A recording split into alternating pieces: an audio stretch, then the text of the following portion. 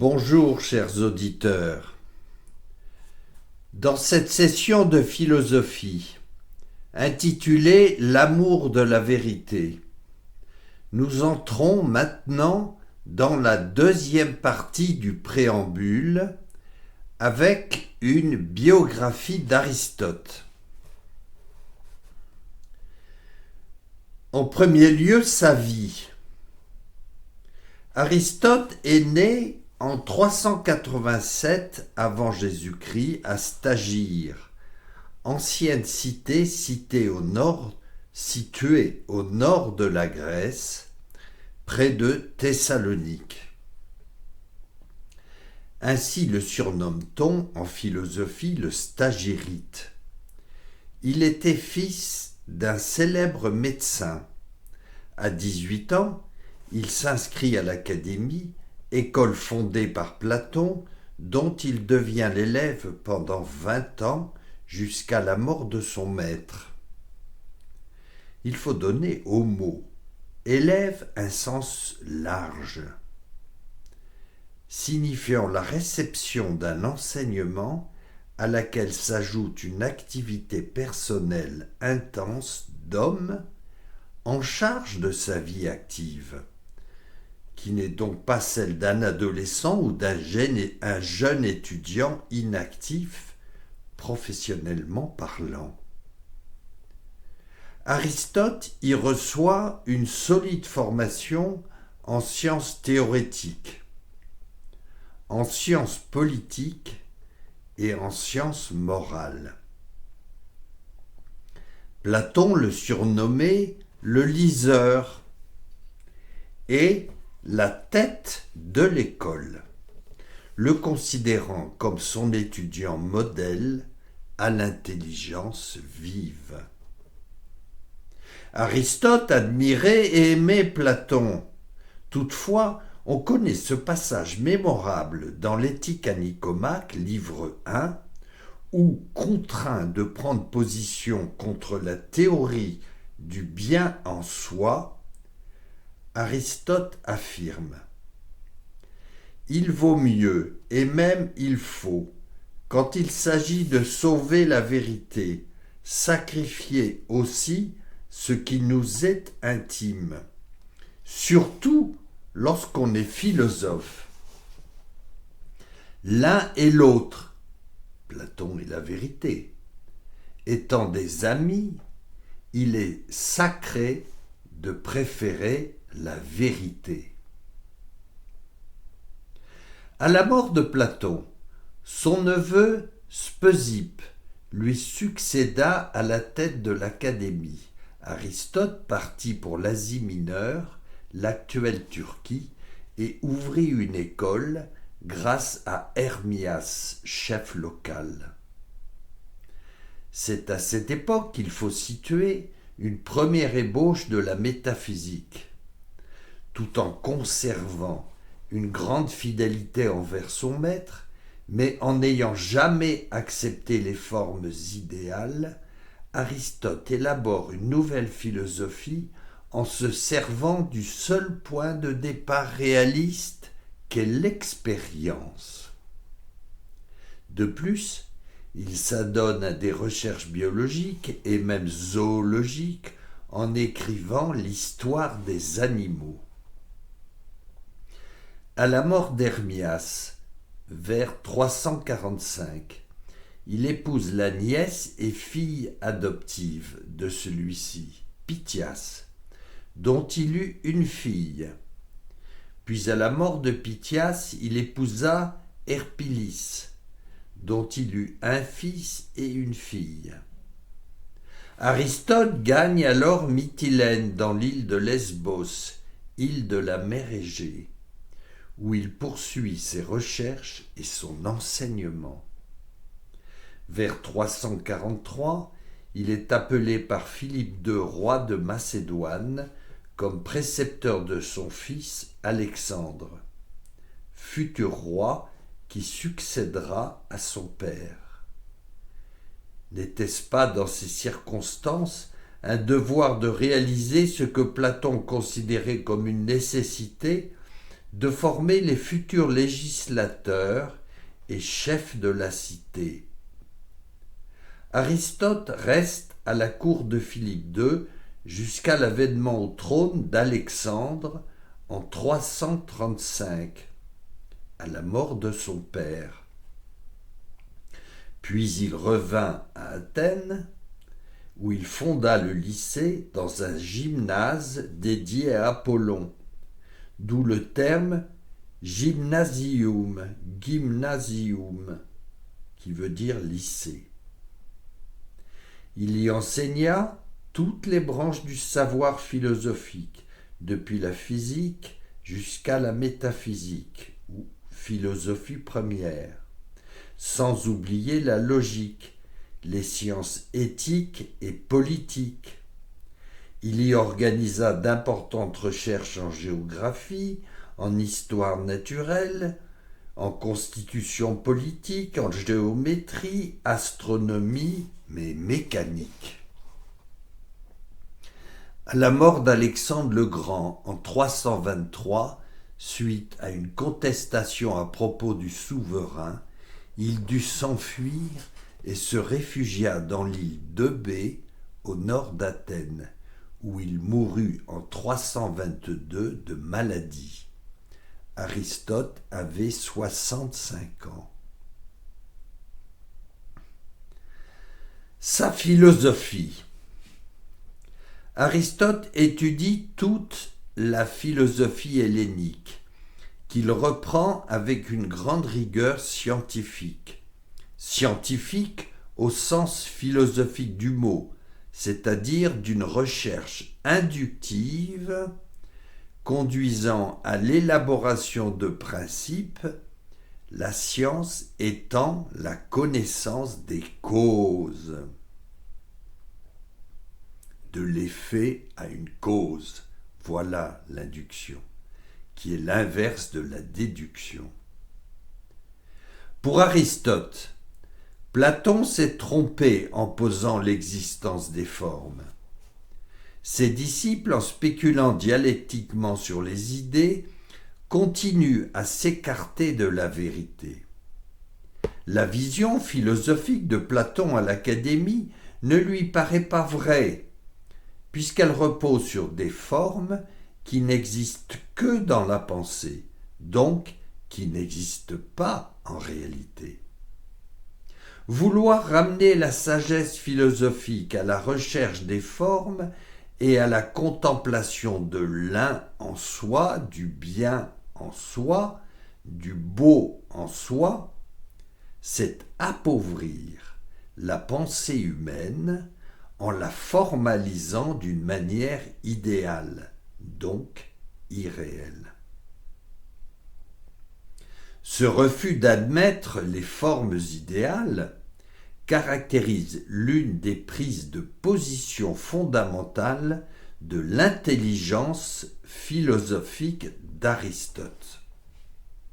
Nous comprenons ainsi la fameuse peinture de Raphaël, Platon indiquant le ciel du doigt et Aristote montrant la terre, le ciel du monde des formes, des idées, et la terre de l'univers physique qui nous entoure, de la réalité. C'est en s'élevant de cet univers physique que le philosophe peut atteindre les réalités séparées, non physiques.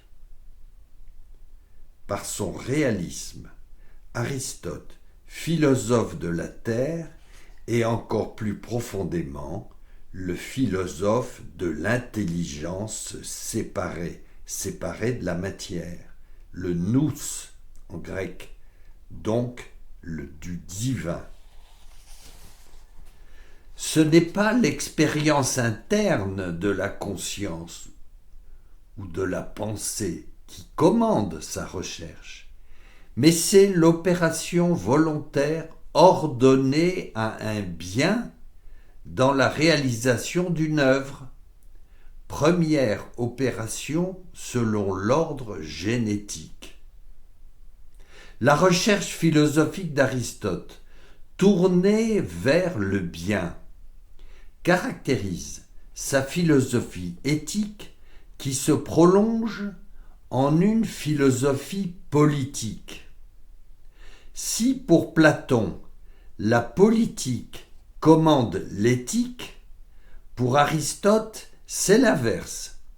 L'éthique commande la politique. C'est en ce sens qu'elle seule permet de découvrir la véritable finalité de l'homme. Ce qu'Aristote appelle la philosophie humaine, pratique, commande et comprend trois grandes parties. L'homme dans l'activité artistique, capable de transformer l'univers. L'homme dans sa recherche du bonheur par le choix d'un ami. L'homme dans sa vie politique, au sens le plus général du mot, c'est-à-dire sans le réduire à la cité, engagé dans la recherche du bien commun. Cette recherche de philosophie pratique fait appel à une recherche plus profonde, dite de philosophie spéculative, par la capacité qu'a l'intelligence d'abstraire. Ce qui est considéré en premier lieu n'est pas l'action, mais la réalité existante pour elle-même, qui est antérieure à l'activité pratique de l'homme. Ainsi, l'intelligence n'est vraie que lorsqu'elle saisit la réalité elle-même pour elle-même. La philosophie moderne a mis le doute sur l'expérience impliquant les sensibles propres pour les sensibles communs, d'où la dimension quantitative avant la dimension qualitative. De quoi s'agit-il ? Les sensibles propres sont l'activité de un sens insensible, comme la vue, l'ouïe, le toucher à la fois, donc impliquant une dimension purement qualitative. Tandis que quand il s'agit des sensibles communs, c'est l'alliance de plusieurs sensibles propres, la vue et le toucher par exemple, qui permettent une certaine mesure. Donc la philosophie moderne a mis le doute sur cette expérience impliquant les sensibles propres pour les sensibles communs, d'où la dimension quantitative avant la dimension qualitative. De même, elle a conduit la pensée au primat de la critique, sur le contact direct de l'intelligence avec la réalité existante, mettant la négation avant l'affirmation, l'intelligence devant nier ou néantiser pour exister. C'est ce qu'on appelle la critique a priori dominant précédant la critique a posteriori. La philosophie spéculative, qui implique ce contact fondamental de l'intelligence avec la réalité, met en évidence l'importance de la philosophie de la nature. La matière est regardée non pas comme du non-être, mais en tant que principe radical du monde physique, du devenir. Dans cette philosophie de la nature, Aristote intègre la philosophie du vivant. Il l'étudie par l'âme, source de la diversité des opérations vitales de l'homme, depuis la respiration jusqu'à la contemplation. L'âme contemplative, chez Platon, est renouvelée chez Aristote par le rôle fondamental et substantiel du corps par lequel l'homme est lié à l'univers physique. La philosophie du vivant s'étend aux animaux et aux plantes, mais elle atteint son sommet avec l'homme par l'esprit, en particulier par l'activité du nous, du mot grec nous, qui signifie l'intelligence séparée, séparée de la matière. La philosophie spéculative ne s'arrête pas à la vie, mais elle veut aller plus loin au niveau de l'existé de l'homme, l'être, d'où la métaphysique ou philosophie première, pour regarder l'être, ce qui est en tant qu'il est. Elle implique la découverte des principes propres ou premiers et de leurs causes, les causes propres de ce qui est. Nous saisissons ainsi les trois niveaux d'intelligibilité de la philosophie spéculative selon un ordre de pénétration de l'intelligence, donc de perfection de ce qui est mu, ce qui se meut, à ce qui est. Ce qui est mu et ce qui se meut étant dans le mouvement. C'est à l'égard de l'homme que ces différentes parties de la philosophie spéculative trouvent leur unité et leur ordre. L'homme n'est pas le terme de cette recherche. Le philosophe doit être attentif aux traditions religieuses qui parlent de Dieu ou des dieux. Zeus pour les Grecs. Aristote découvre une vérité première, l'existence d'un être premier qui échappe à toute analyse philosophique. Le propre de la recherche d'une sagesse de vie est de se tourner vers la réalité, la finalité ultime de l'homme, au-delà de la vie.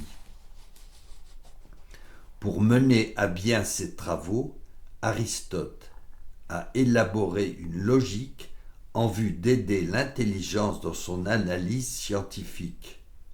La logique désigne un instrument interne à la vie de l'intelligence, non pas une philosophie, mais une rationalisation des élaborations intellectuelles. Au niveau du langage, Aristote distingue la logique de la dialectique et de la rhétorique, qui est l'art de persuader. Quels sont les écrits d'Aristote que nous connaissons? Au sujet de la philosophie humaine, en philosophie éthique, l'éthique à Nicomaque, qui étudie le bonheur, la vertu et sa diversité, le volontaire et l'involontaire, les vertus éthiques, les vertus intellectuelles, la hiérarchie des vertus, l'amitié et la contemplation. En philosophie politique, la politique, la constitution d'Athènes. En philosophie de l'art, la rhétorique qui analyse l'art du discours, la poétique, poïétique qui se prononce comme ça en grec, qui analyse l'art de la tragédie et de l'épopée. Au sujet des réalités physiques, en philosophie de ce qui est mu, philosophie du mouvement, la physique, qui étudie l'univers physique, le traité du ciel, de la génération et de la corruption, les météorologiques, en philosophie de ce qui se meut, donc du vivant, de l'âme, partie des animaux, en philosophie première, philosophie de l'être, la métaphysique. En logique, l'Organon, qui expose son traité de logique de la manière de connaître, les Topiques, qui traitent de l'activité de la raison dans une recherche intellectuelle face à l'opinion, les réfutations sophistiques qui traitent des faux arguments des sophistes, les premiers analytiques qui traitent de la démonstration de raisonnement, syllogisme et induction, les seconds analytiques qui traitent les lois de la méthode scientifique en vue de la connaissance, de l'interprétation qui étudie la structure logique des propositions non-verbes-attributs, et les catégories, classification qui précisent les déterminations générales du sujet et ses attributs. Voilà pour les écrits d'Aristote, mais nous traiterons dans cette session de philosophie la philosophie humaine, en particulier avec l'éthique à Nicomaque, la politique. Nous traiterons la philosophie des réalités physiques avec la physique, de l'âme, traité de l'âme, la philosophie première avec la métaphysique. Voilà les écrits principaux que nous aborderons au fur et à mesure de ces nombreuses réunions sur la philosophie d'Aristote, intitulée « L'amour de la vérité ».